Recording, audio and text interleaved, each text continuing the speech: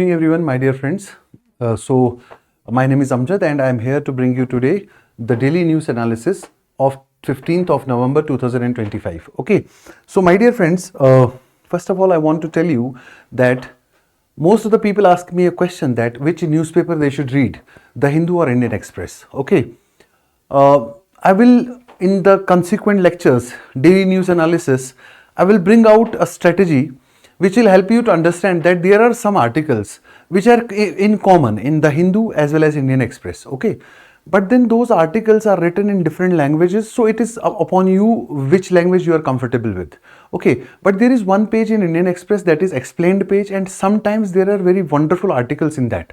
Okay, so you have to follow that newspaper very thoroughly, that explained page of the newspaper, and whenever there is any article which is very wonderful article, I will also present that in my daily news analysis.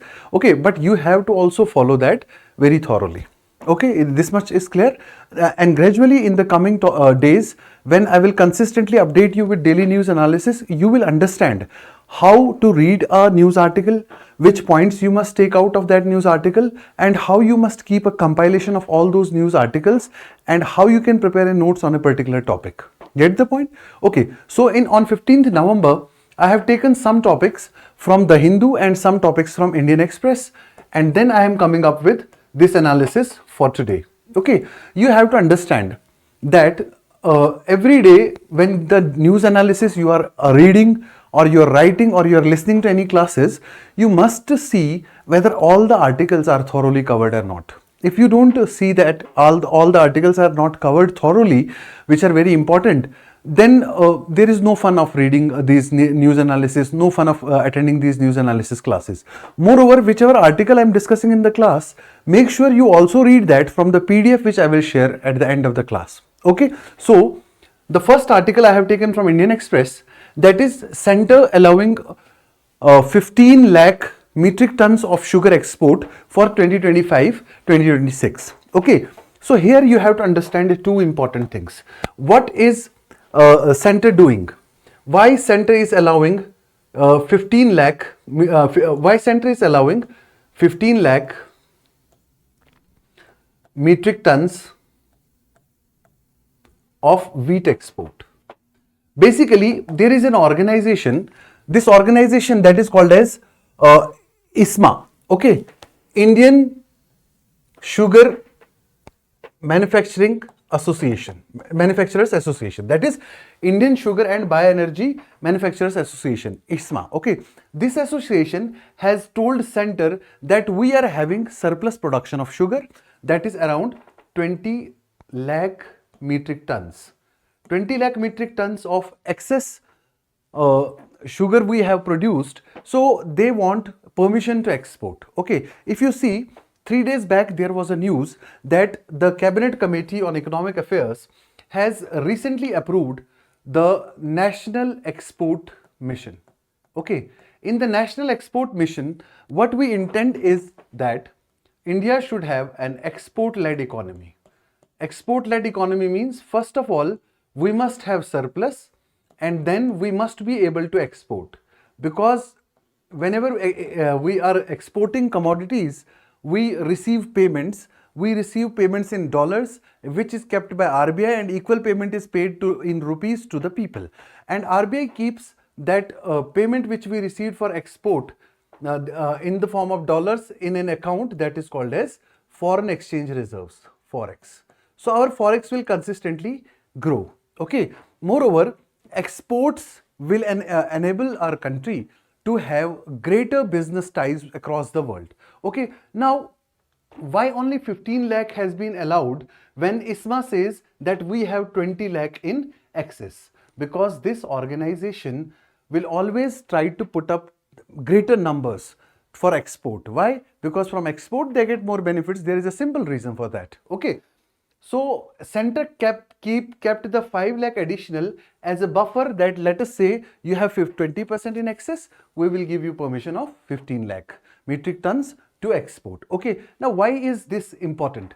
So first of all, you have to understand which ministry decides the limits for exports and imports of commodities, if there are any. It is basically Ministry of Consumer Affairs, which is mentioned here, Ministry of Consumer Affairs and Public Distribution System. Ministry of Consumer Affairs and Public Distribution. Okay, now there is one act which allows this ministry to deal with the export and import related restrictions or permissions, and that act is Essential Commodities Act. Very, very important. You must always remember that Essential Commodities Act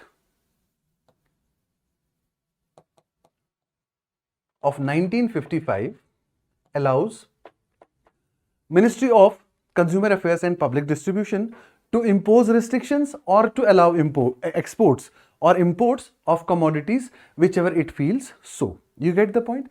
Now, further, which section of this act? It is section 3. That is not important. UPSC does not ask you so much details, but if you have to remember, you can remember section 3 of this act allows Ministry of Consumer Affairs and Public Distribution to restrict imports or to allow exports of a particular commodity. Now, please, one more thing which you have to understand here is that this export quota of sugar, what was it for 2024-25? You have to remember that for 2024-25, it was only 10 lakh metric tons. It means sugarcane production in our country has increased over a period of time. Okay. Now, what else you have to remember? What else you have to remember? What is the criteria? How sugar mills are allowed? Whenever a sugar mill produces, they are told that 5.3% of your average production of last 3 years, 5.3% of average production of last 3 years you can export. Means a fixed ratio of your production of last 3 years you can export. This is what has been allowed to the Sugar Mill Association. Now, you have to understand very importantly that which other commodities we are surplus, which other commodities we are in deficit. Consequently, in current affairs, these things keep on coming. Okay, so first thing you came to know today is that as per the Sugar Mill Association, India is having a surplus of sugar cane, so a surplus of sugar production, okay, and to the tune of this much, and in the ratio of this much, they are allowed to, export. Okay, so this is the first article which I had taken from Indian Express. Okay, moving ahead to the next news, I will take up this one. Okay, recently there was basically COP30.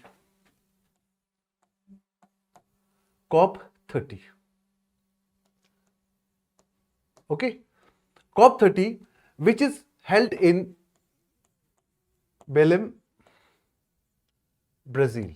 Okay, first of all, understand the basics of this COP30. Okay, COP stands for Conference of Parties. Okay, which parties? Parties which have ratified the 1992 Earth Summit and which follow the United Nations Framework Convention on Climate Change. Okay, UNFCCC, United Nations Framework Convention on Climate Change. All those countries which follow these conventions and which have ratified these conventions, they are called as parties in this. Okay, not all the countries attend these conferences, but every year these conferences are held, and this year's conference was called as COP30. COP30 was in 2025, COP29 was in 2024. In the same way, different conference of parties are held, and main focus is to curb climate change. Main focus is to draft strategies to deal with climate change. I hope it is clear to all of you. Now, why is climate change an issue in the current era? Because you will see, if you take account of last 2-3 years, you have seen extreme weather phenomena across the country, and these weather phenomena have hit every part of the world. including India. India has not been an exception to this, because if you remember a few months ago, the Punjab flooding, the Uttarakhand flooding, the Himachal flooding, the landslides, everything that is the adverse climatic phenomena which have been witnessed across the globe, it is because of the climate change. Okay. Now, COP30 says that we must set up a fund. In COP30, the parties have decided that we have to deal with the adverse health impacts of climate change, and for that matter we have to set up a fund that is to the tune of $300 million, $300 million, and this will be known as the Health and Climate Adaptation Fund. Okay, Health and Climate Adaptation Fund. Climate Adaptation Fund. Okay, and it will be a part of this action plan which is finalized at Belém, Brazil, and the action plan is called as Belém Action Plan. Belém Action Plan. Please remember, Belém Action Plan is the long-term strategy which has been adopted in Belém, Brazil in the Conference of Parties, 30th Conference of Parties, that is COP30. Okay, now what will this 300 million fund, what will this 300 million fund be used for? Okay, this fund will be used for dealing with health hazards. Health hazards caused by climate change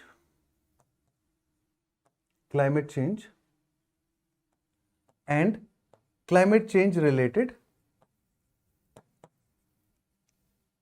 phenomena. Okay, whatever climate change related phenomena we are observing across the globe, we will use this fund to mitigate those health concerns, those health issues. Okay, moreover, in this article there are few datas given that what hazards we have seen so far, like 500,000 people have died due to heat. Okay, 500,000 deaths, 1/2 million deaths, 5 lakh, 500,000 deaths due to heat. Now, this is not a difficult data to remember. You will never go to remember the data in fractions, but 500,000 deaths have taken place due to heat in the past years. From past 5 years, it has been observed each year witnesses 500,000 deaths due to adverse heat related phenomena. Okay, more than 1,50,000 deaths or 1.5 lakh deaths have been taken place due to wildfire smoke exposure. 1.5 lakh deaths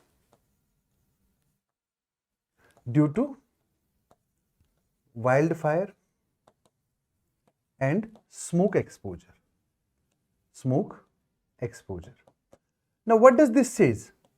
This says that the climate change induced phenomena are really responsible for causing health issues, and deaths are occurring due to the climate change related phenomena. Okay, so what we now need is basically a mitigation strategy, and for that purpose we need the funds. Okay, so that's why this climate adaptation fund is important. Okay, basically there was one COP26, which was held in Glasgow. Okay, COP26 was held in Glasgow, United Kingdom, UK. In Glasgow, for the first time, the issue of adaptation finance was highlighted, that we must have funds for adaptation to the climate strategy. Okay, adaptation finance means finance for adaptation purpose. Okay, adaptation finance, and in this we decided that we will set up a fund of around $310 to 365 billion. This much is required if we have to mitigate all the health related issues. this much of fund is required. Okay, and how much we have been able to realize in past 1 year? We have been able to realize only $40 billion. Only $40 billion. Okay, means it is very difficult to realize this, realize the actual amount of funds which are required for climate mitigation. That's why one thing is highlighted, that there is a gap. There is a gap in climate finance. There is a gap in climate adaptation finance. Now, what is gap in climate adaptation finance? Means whatever amount we require, we don't actually have that much amount with us. Whatever amount is required for adaptation purposes, we don't have that much finance. Okay, what about India? What about India? India alone has made a significant progress in 2021 and 2022. Okay, means currently what India has done, wait a while, I will write it. This is a very important data, that's why I am finding a special place, and I will write in a different color so that you can easily identify.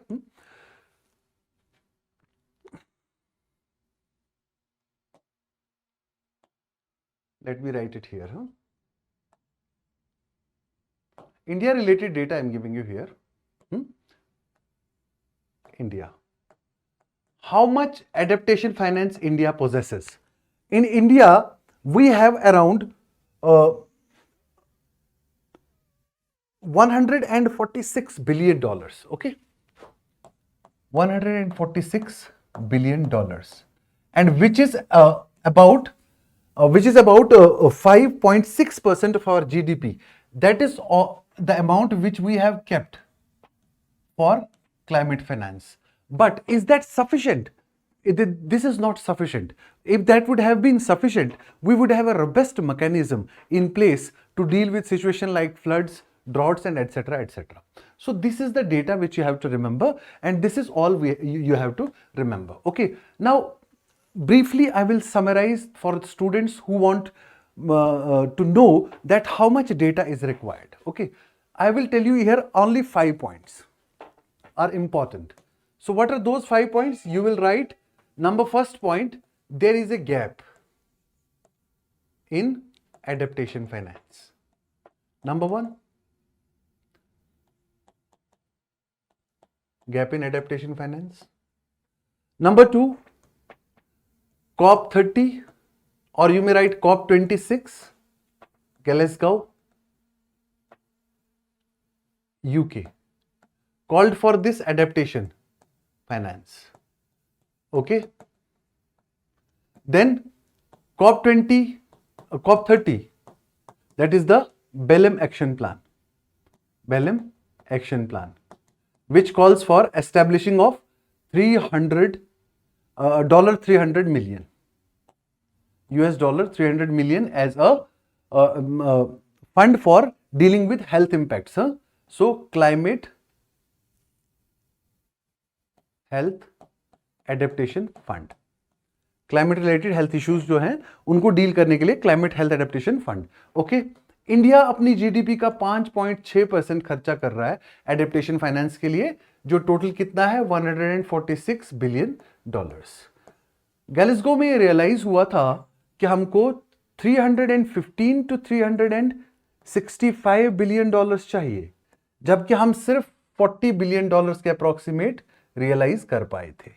इसका मतलब ये सारे facts क्या prove करते हैं कि हमारे पास क्या है इस समय, we have an adaptation finance gap. यहां पे एडेप्टेशन फाइनेंस गैप है हमारे पास. ठीक है, यहां पे भी the discussion at the Belem event highlighted that health finance gap was critical component of overall adaptation finance gap. ठीक है, एडेप्टेशन फाइनेंस तो हमारे पास वैसे ही कम है, उसमें हेल्थ सेक्टर का जो गैप है वो ज्यादा ही है. क्या हमने एडेप्टेशन में हमने डिजास्टर मिटिगेशन के लिए रख लिया होगा, क्लाइमेट चेंज के लिए रख लिया है, लेकिन हेल्थ सेक्टर को सही करने के लिए we have not kept much in the adaptation finance. I hope it is clear why I have taken much longer time, because इसमें डेटा था. I just wanted to highlight you people how much data you have to remember. Okay, now moving ahead to the next article. Yeah, very important article. I have taken this article from Indian Express as well as the Hindu. If you see, this is the first slide which is from Indian Express, and this is the second slide which I have taken from the Hindu. Same article, okay, but different datas. Okay, so what is this article about? This article talks about data privacy, personal data privacy. Okay, this article talks about digital personal data privacy. Now, what is digital personal data? First of all, you have to understand whatever data of any individual is kept in digital form, that is called digital personal data. That is called as digital personal data. Digital personal data privacy. If you remember, there was a Digital Data Privacy Act which was passed in 2023, which gave broader guidelines, for all those agencies which keep data of individuals in digital form. Like, I'll tell you one example. Whenever you log into your Google account, it asks you to save your data in drives, or it asks you to save your data in cloud. So that is basically called as digital personal data of any individual or any entity in the form of in digital form. Okay, why this data needs to be protected? Because there is a right of every individual, that is called a right to privacy. And if I take you further backwards, in 2017, Supreme Court in K.S. Puttaswamy, Supreme Court in K.S. Puttaswamy case, where is it gone? Yeah, K.S. Puttaswamy versus Union of India case. In this case, right to privacy was made a fundamental right. Okay, here onwards, we started to draft laws related to data privacy. Okay, because mainly privacy is not someone coming to your house and peeping into your house. Okay, privacy is not that. Okay, what is privacy?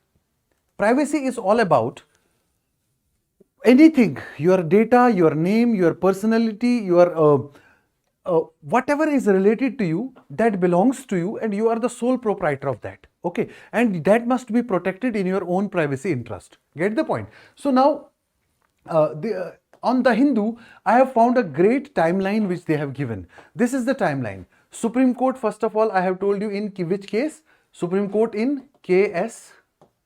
Puttaswamy case. I have already highlighted this. In K.S. Puttaswamy, Supreme Court says that this right to privacy is a fundamental right. K.S. Puttaswamy versus Union of India. You have to remember this case. So many times it can be used.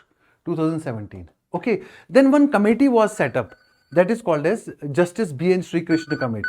Okay. One committee headed by Justice B.N. Sri Krishna. Okay. Retired Justice B.N. Sri Krishna Committee. You have to remember such things. Huh? Justice B.N. Sri Krishna Committee was set up to suggest that how a law shall be made for protecting privacy. Okay, it submitted its report and gave a draft data protection bill. Okay, so we came up with a draft data protection bill. This draft data protection bill was submitted by Puttaswamy Committee in Justice B.N. Sri Krishna Committee in 2018. Finally, that draft was revised, and in 2022, a fresh draft was again received, which was put for wider consultation. Okay, now in 2023, I have already told you in the previous slide that government passed Digital Personal Data Privacy Act.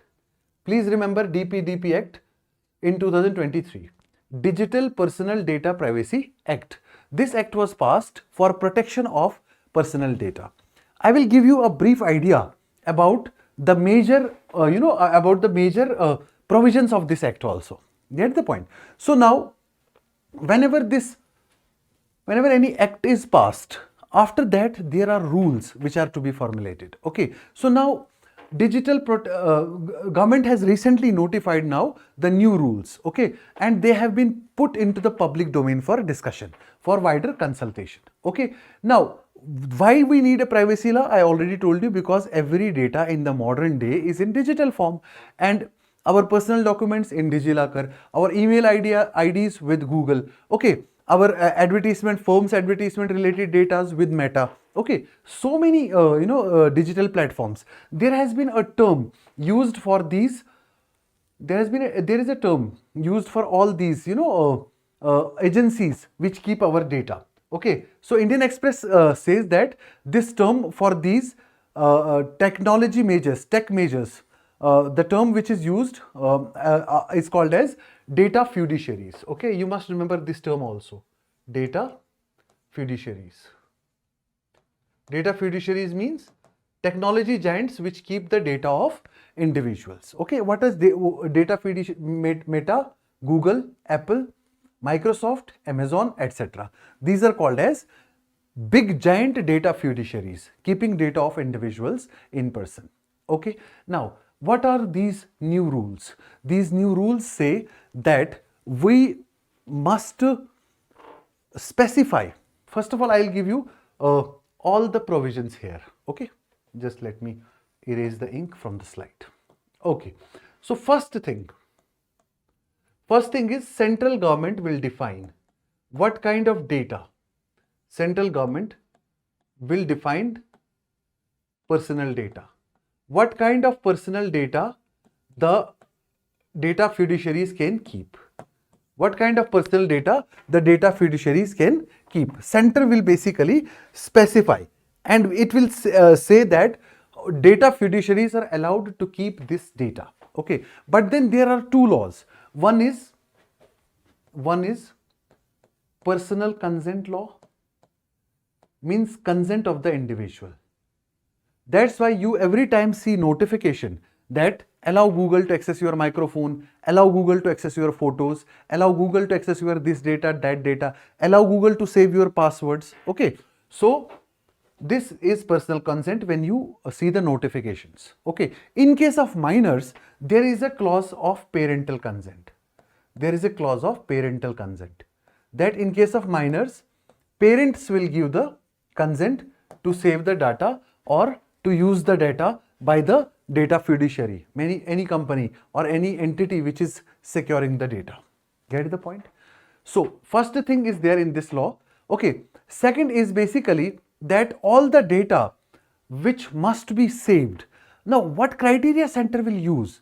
That this data is important, that must be saved, and this data is important, this must not be saved by the data fiduciaries. Okay, data which is important for national security, constitutional constitution related data which may be important for sovereignty of the country, that data cannot be saved by data fiduciaries. Okay, one controversial provision in this act was that government agencies were exempted, that government agencies or state agencies can save your data and can keep your data without the consent. The consent clause was exempted for government agencies. This was criticized, but then government justifies in the act itself that it is important for the purpose of the sovereignty of the country, internal security of the country, that state government or central government can use the data of individuals for certain causes. Get the point? Okay. Moreover, now after the what else is controversial in this? It's a very tight limit for the data fiduciaries. If there is leakage of the data, if the data somehow gets leaked, you have to inform to the information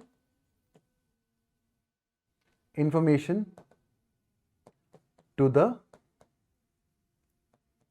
data owner. Whoso is the owner of the data, if there is leakage of data, you have to give lot of things to the data owner. Number one, you have to inform him that the data has been lost. Number 2, you have to inform how much data is lost. Number 3, you have to inform what are the consequences of this data loss. Okay. Number 4, you have to also give suggest remedial measures. What can be done to recover this data, or what can be done to prevent you from the loss of the data. You have to inform. Suppose my lot of passwords are saved on Amazon. Okay. If Amazon's servers get hacked and they steal all the data, Amazon has to immediately inform me or any other individual whose data is lost that this much data is lost and it has been lost to this platform and it has been lost on this date. These are the consequences and these are the remedial measures.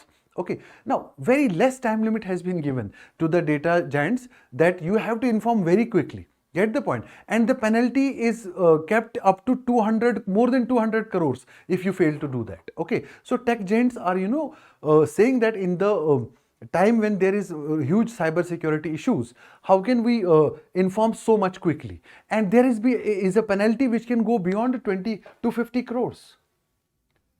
The penalty in case of failure, you failed to inform the individuals, then the penalty will be more than 250 crores.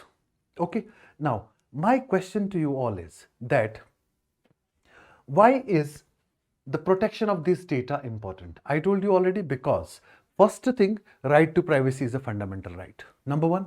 Number 2, personal data may include loss of finances, loss of property, loss of life in times if very personal sensitive data is lost. That's why it needs protection. Okay. So the Digital Personal Data Protection Act, okay, this one, Digital Personal Data Protection Act, significant legislation for upholding the right to privacy. But the question again is that why state is exempted from the consent clause. Okay, that's where can state intervene into the privacy of an individual. Okay, but then center is saying that after consultation we will put clauses that only that data will be taken up, that data of individuals will be taken up, which will be important for constitutional matters, for security of the state, for integrity of the state. Okay, so then also we have seen that consistently, if anything, suppose this we have already this Digital Personal Data Protection Act. Now we want to make changes in this act. What procedure is there? Okay, so here will come a polity related issue that is called as subordinate legislation. That is called as subordinate legislation. A law which is passed after a parent law is there, and subordinate legislation is also called as executive legislation. Subordinate legislation is also called as executive legislation. Okay, what is it called? Executive legislation. That whenever there is basically any law which is made, you need to modify it, you need to add some more provisions, you need to bring in a subordinate legislature, which will be done by executive bodies, like district magistrate is an executive officer. So district magistrate may pass any, may make smaller laws, chief secretary of the state, cabinet secretary of India. Okay, so many laws can be made through executive. No need to get this through parliament. If parent law is there, then after delegating the powers to executive, some more clauses may be added through subordinate legislation. This is what these articles talk about. Okay, why I am taking much to explain a small article? Just to make you people understand what areas you have to cover in a particular article. I will share the PDF. In the PDF, you will understand which parts I have highlighted, and these parts are very, very important. Get the point? Okay. Moving on to next article. Excellent article on economics. Very, very important article. Why it is very, very important? Because it talks about the burning issue in the economy, that is inflation. That is inflation. This is from the Hindu. It says that in India, we are having a mechanism that is called as flexible inflation targeting. Flexible inflation targeting was adopted. This strategy of targeting inflation, controlling inflation, keeping inflation in a band of 2 to 6%. 4%, plus minus 2%.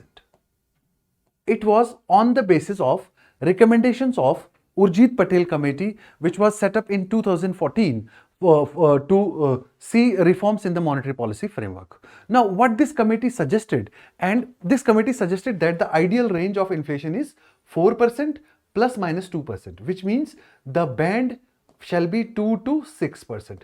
Inflation shall in India, it shall not go beyond 2%, below 2%, and it cannot go above 6%. This was the framework which was suggested by Urjit Patel Committee on monetary policy framework. In basics of Indian economy, I also discussed this. Okay. Now, currently, we adopted this strategy for 10 years in 2016. There was an amendment in the RBI Act, Reserve Bank of India, RBI Act 2016. There was an amendment and we adopted the flexible inflation targeting. In this, we decided that we will, RBI, we also made one committee that is called as Monetary Policy Committee, 6-member committee in RBI. 6-member committee in RBI, that is called as Monetary Policy Committee, which is headed by Finance Minister of the country. Monetary Policy Committee. Monetary Policy Committee is responsible for taking decisions on monetary policy. Okay, and Monetary Policy Committee will always adhere to this band. Inflation not allowed to go below 2%, not allowed to go above 6%. In COVID times, we did not adhere to these guidelines because inflation was basically huge at that point of time because of the COVID related impacts. Okay, now this time period of this 4 plus minus 2% band is expiring in 2026. In 2026, it is going to expire. We have to select a new band. Shall it be 4%? Shall it be 5%? Shall it be 6%? What shall be the new band? This is the discussion which has been carried out in flexible inflation targeting. Now, how UPSC may ask a question in prelims? In mains. In prelims, already UPSC has asked about this band, 2 to 6%. Okay, this band question was asked. In mains, there is a question that there is a stringent need of revival of the inflation band. What shall be the ideal band based on the recent experiences? Okay, this article has highlighted what shall be the ideal band. This article also talks about few important things. One thing this article talks about is what is flexible inflation targeting. I already told you it is a strategy in which we do not fix a number in which inflation shall be restricted. We fix a band, we fix a range 2 to 6% that we must keep the inflation in this range. So this is called flexible inflation targeting. Okay, in flexible inflation targeting, first of all we have to understand that which inflation we must consider. Basically, if you go by basic economics, inflation is of two types. Based on estimation, we estimate inflation including food and food and fuel. These two commodities, their prices are very volatile. They keep on changing. Okay, so do we include them or not? On that basis, we have divided inflation into two categories. One is called as headline inflation. Another one is called as core inflation. Core inflation. Core inflation. Okay. Now, whenever there is inflation in the economy, definitely there is one popular saying that inflation is directly proportional to economic growth. Inflation is always assisted by economic growth. Important point to note here is that this growth takes place only when there is moderate inflation. It has been seen that when high inflation is there, growth does not pick up. Growth does not pick up. If you see, there is a graph shown in this area of this presentation. What is this graph talk? What does this graph talk about? It takes the data from 2009 to 2025. It does not show the pandemic period, but it shows that inflation has, this is inflation rate and this is economic growth. Okay. When inflation rate is low, economic growth is also low. This point. When inflation rate is high, economic growth increases, takes pace. But when inflation goes beyond a control, inflation rate again declines. Get the point? So this growth it shows like this. This is the area where growth maximizes, And from the experiences of past, it has shown that this time the inflation rate was around 2%, 4%, 6% and beyond. This was around 4% when growth was at peak. This experience suggests that 4% is the ideal target in inflation targeting. This is highlighted in the article itself. I am telling you, the point of inflection is estimated at 3.98, suggesting that acceptable inflation for India could be about 4%. Acceptable inflation could be about 4%. Means it is not saying that 6% is any more acceptable, it is 4%. Now we will revise, we will keep 4% and center. It will be decided whether 4 plus minus 1 and plus 1. Means 3 to 5 will be inflation target. This is one possibility. Another possibility is we may not change. We will keep 4 plus minus 2%. Rare possibility is that we will go 4 plus minus 3%. No, that is a very rare possibility. Get the point? It will depend which target we will take up. Okay, but now the point here is to be asked is that whether we should focus on headline inflation or whether we should focus on core inflation. Which inflation should be targeted, headline or core inflation? Now, if the objective of inflation control, why do we need to control inflation? I will give you few important points here. Please understand. Why inflation control? Why do we need to control inflation? Because if inflation will be high, you will spend too much money for basic necessities. So money will keep going out of your pocket. So first of all, if inflation control's target is to increase savings, this is one objective. Get the point? Second objective is when the savings of an individual will be more, the individual will save probably in bank and bank will have more funds to lend to people, and that will promote investment, to increase investment. If we want to control inflation for these purposes, for what purposes? For promotion of savings and investment, and also for protecting the poor from the shock, then headline inflation should be appropriate target. If this is the target, and another target is to protect poor people, to protect poor people, to protect poor people. If this is these three are the objectives, then we need to focus on headline inflation. Then we need to focus on headline inflation. Means we need to target headline inflation. Okay? Headline inflation must be focused. Get the point? But if we want to increase overall demand in the economy and we need to increase consumption in the economy, then we need to focus on core inflation. We need to focus on core inflation. It is also suggested here that whenever we have to see, food inflation is to be considered only when there is to be demand is to be increased in the economy. How demand will increase? When people will have more money to spend. How money will be able to available to people for spending? When they will be able to save. When they will be able to save? Only when there is less inflation in the economy. Get the point?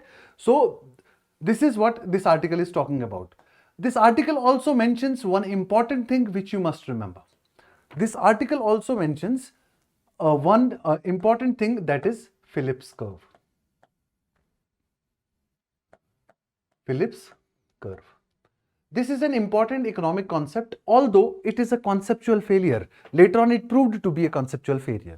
But first of all, what is this Phillips curve about which this article talks here? Okay, Phillips curve was given by A.W. Phillips and it was given in 1950s. What did this curve highlight? This curve basically deals with the relationship between unemployment rate,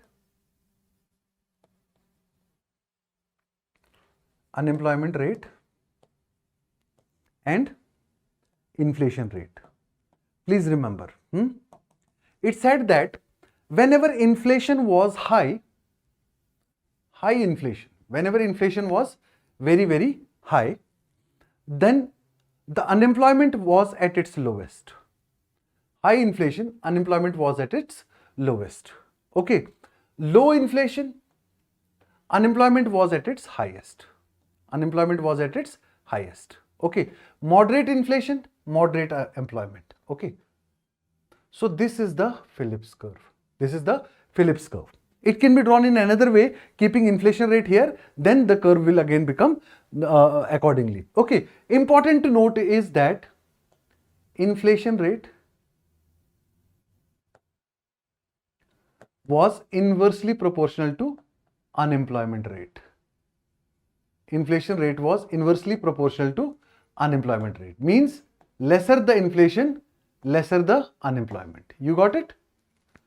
Inverse relation between inflation rate and unemployment rate. When the unemployment rate is low, means economy is progressing. Growth, production is taking place. People are contributing in growth and production. That's why they are on jobs. More employment, less unemployment. Get the point? So from this curve, we can always also say that high inflation rate is also related to high growth rate. Okay, but if you see the 1970s period when global oil shock was there, you will find out that despite high inflation rate, 1970s global oil shock, you will see inflation was very, very high. Still unemployment was also very, very high. You will see 1930s recession, Great Depression in America and also spread to some parts of Europe.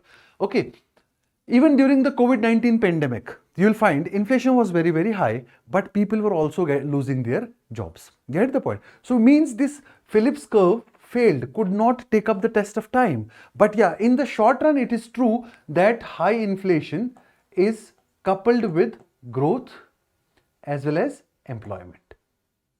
Get the point? So this is all that is mentioned in this article. This is all which is mentioned in this article. Everything I have touched upon, and ideally, this is all you must take up from an article. When you read an article, you must see that how much points we have. Okay, in India, one act which says that inflation shall be targeted and controlled.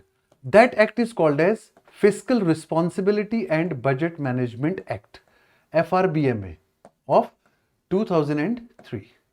This Fiscal Responsibility and Budget Management Act also says that this target of inflation target is also good. 2% to 6% range was good. FRBMA was also okay with it. But now after revision, we will see how much we revise and what next targets we fix. That is in time, whenever we will see, whenever any article related to this will come into the news, you will understand it very thoroughly. I will assure you now this much. Okay, two more important things here which are to be understood. There is basically two things which have been highlighted in this article. That is basically automatic financing of deficits, and there is two terms are there which I will just highlight. Just let me see where those terms are.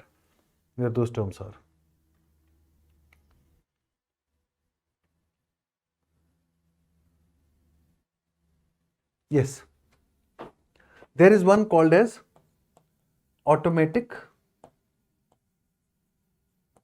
monetization. This term is used in this article. You have to remember this term and you have to also understand its meaning. First of all, you have to see what is monetization. Monetization means when RBI prints more money. When RBI prints more money. RBI prints more money. Suppose government needs money for developmental projects and RBI printed that money. That is called automatic monetization. It is very, very risky. Why? Because when RBI prints money, money supply in the economy increases. When money supply in the economy increases, inflation is always there, because one definition of inflation is too much money chasing too few goods. This was a strategy used in 1970s, 1980s. This strategy was used by government whenever it needs funds for developmental projects. It borrows from RBI and RBI prints any amount of money. Okay, this was called as automatic monetization. Okay, now currently we have indirect monetization. Instead of automatic monetization, this automatic monetization scheme was given up in 1994. In 1994, we gave up automatic monetization. Now currently we have another strategy of monetization, and that is called as indirect monetization. That is called as indirect monetization.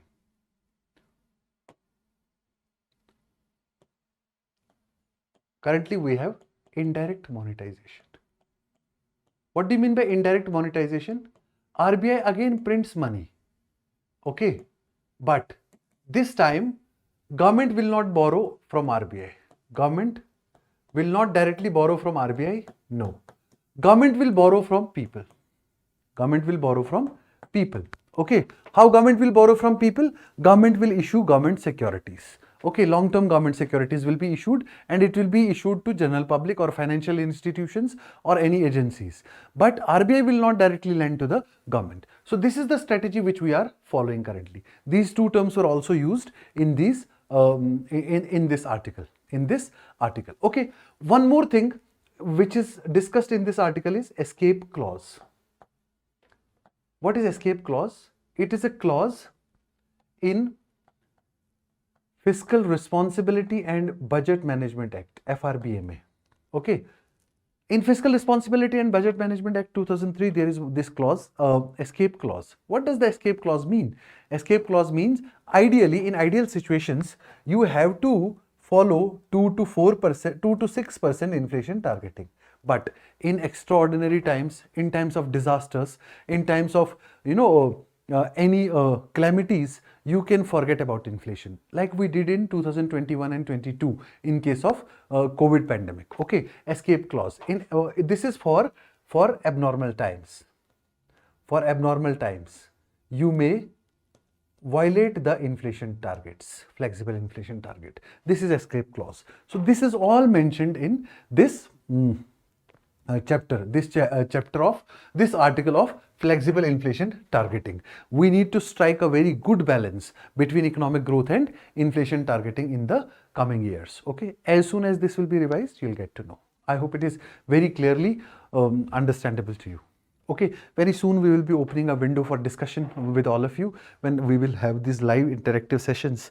While I am taking the classes, you will also be able to ask questions. Okay, so that will happen in coming days. Okay. Yeah, so now proceeding further. Yeah, this is wild polio found in German wastewater. Okay, wild polio has been found in German wastewaters. Okay, what is wild polio? You have to understand, first of all, what is this polio? Okay, polio is a disease, viral disease. Okay, polio is basically a viral disease. Okay, which is basically affecting First of all, you have to understand that polio is a viral disease, number one. Number two, it is affecting children below the age of 5 years. Oh, sorry. It is affecting children below the age of 5 years. It is affecting children below the age of 5 years. Children below the age of 5 years. Okay. And it is usually asymptomatic. Asymptomatic. Why? No symptoms are there. At the max, you may find sometime, in rare cases, you will find fever and vomiting. You will find fever and vomiting. Moreover, there are two forms of polio. One is called as wild polio, and vaccine-driven polio. Vaccine-driven. vaccine driven, or it is also called as variant polio. Okay, wild polio or variant polio. This is how you have to take data from the articles. Okay, now which of the two is very rare? Which of the two is very rare? Okay, you'll find this is the rarer one. This is the rarer one. Wild polio is the rarer one, and mostly it is endemic now only to two countries. One is Pakistan and one is Afghanistan. The Afghanistan variant has been found now in Germany. The Afghanistan variant is now found in Germany. Get the point? Now, how do we find this? Basically, there is random sampling across the countries. It is a strategy of World Health Organization that we have to do random sampling. If this case is found in the wastewater of Germany, means our sampling is going on very properly. Okay, so we have to make we have cured almost 90% of the polio cases across the country, but still sometimes we see the cases. Okay, now vaccine derived polio is the most widespread one. Okay, and it has been detected even in the polio free countries like United States of America, Europe. These are polio free regions, but still we find the vaccine driven polio variant. Okay, it has no cure. There is no cure of polio. Please understand, no cure, but there is prevention. It can be prevented. It can be prevented. You got it? Okay, so this is all you must understand about this wild polio thing. Now we will see. So I have talked everything about this in the health. This is an article related to health sector. It is from Indian Express. Get the point? So very simple. I have told you what you have to take up. So no prevention, no cure is there, but it is preventable through vaccine. Vaccine-driven variant is curable through vaccine. Okay. So this is all you need to understand. Now next.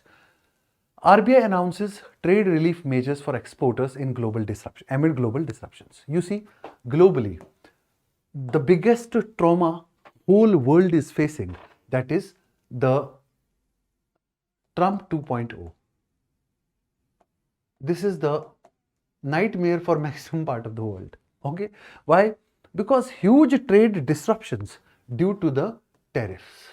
Okay, now across the globe, tariffs 25%.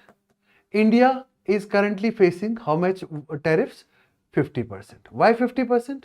25% normal tariffs plus 25% penalty tariffs, because we are importing oil from Russia. Get the point? So due to this, various sectors have faced very much difficulties. Now, if globally we are not getting much support, trade disruptions are globally, but still we have to export. So India tries to make we try to make our export policy more easy and more simple. So to ease this pressure on export policy, what RBI does, RBI announced some relief measures. Simple. There are three relief measures which you have to remember. First of all, the relief measure is that if you have taken a loan, any company, if you have to take a loan, there is a moratorium. Moratorium means you will not be required to repay the EMIs. Okay, but that does not mean that monthly interest will not be accumulated. On the loan, only interest will be accumulated on loan amount. Okay, and finally, when the moratorium will expire, the moratorium has been given, first of all, till 31st of March. We have given the moratorium that you need not to pay the interest. Only interest will be accrued and that will be added to the principal amount. जो loan लिया है उसमें interest इकट्ठा होता जाएगा, बाद में पे करना.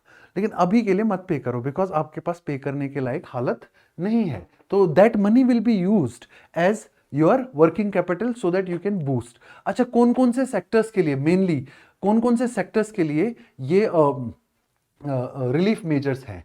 ठीक है, these are for commercial banks, A.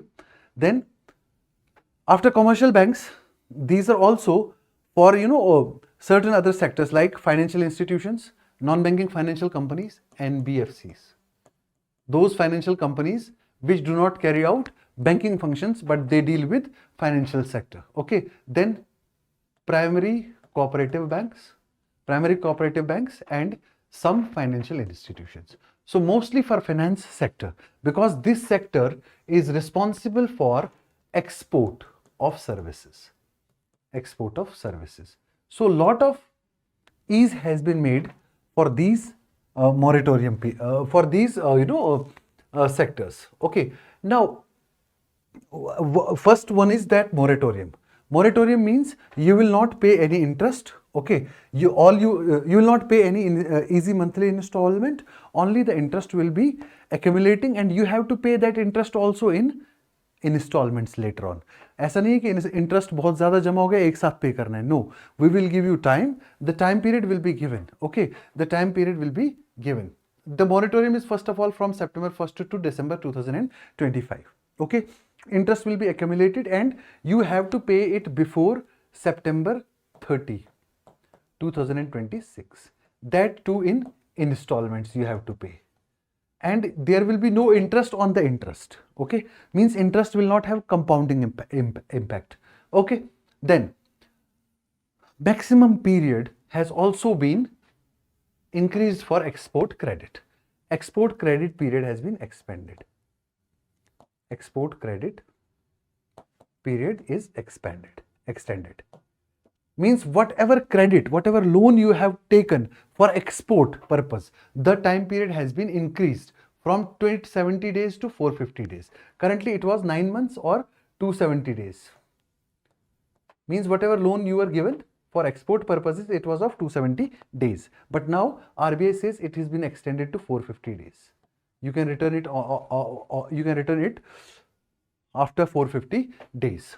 Okay, now packaging loan facility has also been given, exporters have also been given time that you can, if you have packaged and product for export and you were not able to dispatch that, now you can sell it in the domestic market. When it gets sold, you can return the loan. So it means that alternative facilities has been given to the exporters for the loan period, for the repayment of loan. Okay, now whenever loan is due, for how many days it is due, that is called as DPD. DPD means days past due. Suppose your loan was due on 15th of August. On 16th of August, DPD will be 1, means 1 day past the due date. On 17th of August, DPD will be 2 days past due. Okay. Now, whenever there are days past due, more days past due, the asset gets classified into different categories. Okay. And if you are not paying the loan, there are companies, they are called as CICs, Credit Information Companies. These companies record this and your CIBIL score drops. And you lose your credit worthiness. Means आप loan के लायक नहीं रहते अगर ये companies आपका CIBIL score drop करती है. तो आरबीआई ने क्या कहा कि ये वाला डीपीडीज जो है इनको कैलकुलेट मत करो after these relaxations. Okay, if these relaxations are there, अगर कोई कंपनी पे नहीं कर पा रही loan, if some company is not able to pay because it is not able to export its services, then don't classify its assets and don't harm its credit score. Get the point? So this is all mentioned in this. The question in mains can be that how do we deal with the emerging global trade disruptions? So this can be expanded to other sectors also. ये जैसे अभी तो हम सिर्फ banking financial services में कर रहे हैं, can't we expand it to other sectors also? So as soon as we feel the need that other sectors exports are also getting hit, so we will also, other sectors we don't have much to export. Whenever we'll get something to export, we may get these facilities for other sectors also. Okay, so this is another important article. This was from Indian Express. Okay, now next article is that what is the problem in German economy? I will give you the summary of this article. Okay, very important article, and it may happen to any country. See, this Germany is facing a slowdown of a lifetime, economic slowdown. To your surprise, I will tell you that the GDP of Germany is growing by 0.2% per annum. Good news is that if Germany does not improve this, we will overtake Germany in 1 year and we will become the fourth largest economy. Already, the size of our economy is 4 trillion. Our target is 5 trillion. Germany is a $5 trillion economy. And if Germany does not improve, we will keep continuing our growth with what we are growing, and we may overtake Germany in terms of overall size of the economy. This is the summary of the article. Now, what is happening in Germany? Why Germany is facing a slowdown of a lifetime? There are factors which are mentioned here. Number one, there are cyclical factors. Cyclical factors means there is a cyclical slowdown in German economy. Okay, means there is a period of slowdown. Why period of slowdown? Because of global trade disruptions. Because of global trade disruptions. Okay, then there is also geopolitical shift. Geopolitical shift means Germany has not got the desired support from United States of America. Moreover, there are also structural changes. In Germany. Germany has failed to provide proper impetus to its economy. Germany has failed to enhance its spending. So what is required? What Germany should do? Germany should basically now increase its fiscal spending, and mostly that should be focused on investment. So what is the remedial measure? Measure is increase fiscal spending. Although ये थोड़ा सा inflation cause कर सकता है, लेकिन inflation tolerable limit में है. अगर आप देखोगे 2026 का प्रोजेक्शन, तो जर्मनी में 0.9 ग्रोथ का प्रोजेक्शन है और 2.1% इन्फ्लेशन रेट है. तो इन्फ्लेशन रेट तो ऑलरेडी टॉलरेशन में है, टॉलरेबल लिमिट में है. तो इसको थोड़ा सा पुश करके फिस्कल स्पेंडिंग करना है, वो भी खास करके किस सेक्टर में? It has to do in investment sector.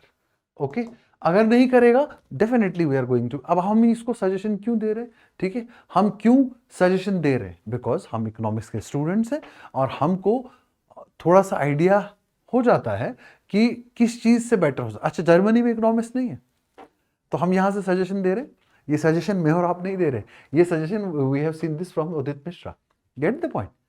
तो जर्मनी में भी इकोनॉमिस्ट हैं, लेकिन वो भी स्ट्रेटेजी सोच रहे हैं. ठीक है, सोच रहे होंगे डेफिनेटली, क्यों नहीं सोचेंगे? ठीक है, so definitely Germany will come out of it, bounce out of it. ऐसा मतलब अच्छा कहने में अच्छा लग रहा है कि we may surpass Germany and become fourth largest economy of the world, लेकिन जर्मनी विल बाउंस बैक. ठीक है. अच्छा, इंडिया का अगर ग्लोबल इकोनॉमी का देखें, ग्लोबल इकोनॉमी का ग्रोथ रेट 2.3% है, जबकि इंडिया का इससे ज्यादा जीडीपी ग्रोथ रेट है. इंडिया का अभी एवरेज ग्रोथ रेट जो है वो अराउंड 7 to 8% है. ठीक है, और इन्फ्लेशन रेट में आगे होना is not a good thing, लेकिन आगे हम यहाँ पे भी हैं, अराउंड 4 to 6 हम अभी चल रहे हैं. ठीक है, so this is all you have to see what difficulties Germany is facing currently. This is all. इतना करंट अफेयर अगर डेली पढ़ोगे, मेरे हिसाब से ओवरलोडेड हो जाओगे करंट अफेयर्स से. Okay, this is all you need in current affairs. Moreover, I will bring you articles from both the newspapers, The Hindu as well as Indian Express, so that you can get an idea कि कौन सा article पढ़ना है और इसमें से क्या क्या एक्सट्रैक्ट करना है. I will share this PDF. Please go through this PDF and follow the revisions thoroughly. Okay, thank you so much for joining me, and till we meet again tomorrow, I say goodbye to all of you. Thank you all.